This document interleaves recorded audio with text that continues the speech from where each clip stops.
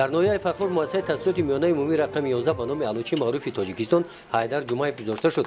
حیدر جمایف 50 سال حیاتش را در ساحه معارف به تعلیم و تربیت نسل نورس بخشیده است. در مدت 37 سال در وظیفه دیرکتور این مکتب کار کردنش این مؤسسه تعلیمی یکی از مکتب‌های پیشقدم ناحیه شناخته شد. در این دوره با مکتب رقم 11 برای آموزش تجربه پیشقدم صدها نفر معلمان جوان آمده تجربه آموختند. او را معلمان میگفتند. حیدر جمایف تا لحظه‌های آخر حیاتش با مکتب بود. برادرم در بیمارخانه دوشنبه خواب بودند. روزهای واپسین عمرش بودند. در همون وقت هم صنف‌های مرا یگان معلم با قوت میداده باشند که بچه‌هام بی‌سواد نمانند گفته اظهار کرد.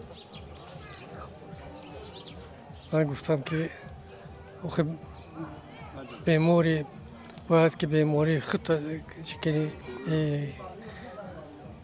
باید که طلبه‌های ما بی‌سواد نمانند. محنت بسیار کردیم.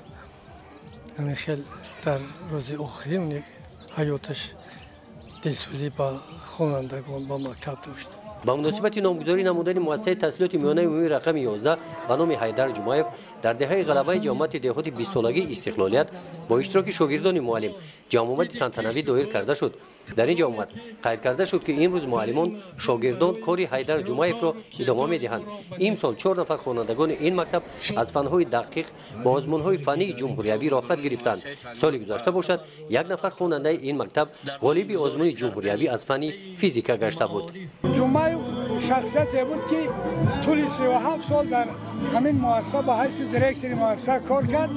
اکثریت معلمان مؤسسه قریب 30 نفر آموزگار قریب همه آنها شاگردان همین استاد بزرگ به حساب می‌روند.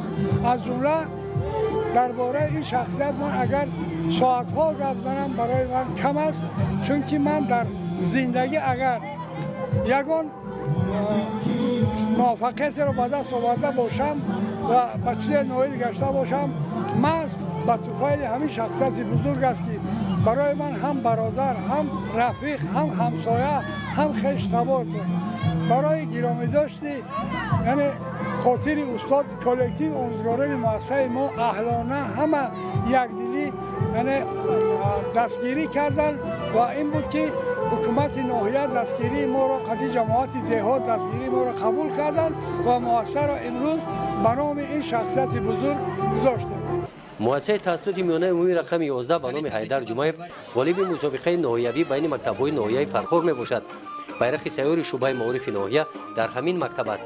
در این جمعیت از نام مقامات اجرایی حکومت دولتی ناحیه برای خدمت‌های ارزنده در ساحه معارف با معلمان سابقه‌دار ناحیه نشان سابقه‌دار ساحه معارف ناحیه فرخور و نشان معلم فخری ناحیه در محیط تنتنوی سپرده شد. گزارش خواجه نظریف خدای نظر ظهورов از ناحیه فرخور برای برنامه اطلاعاتی نوید.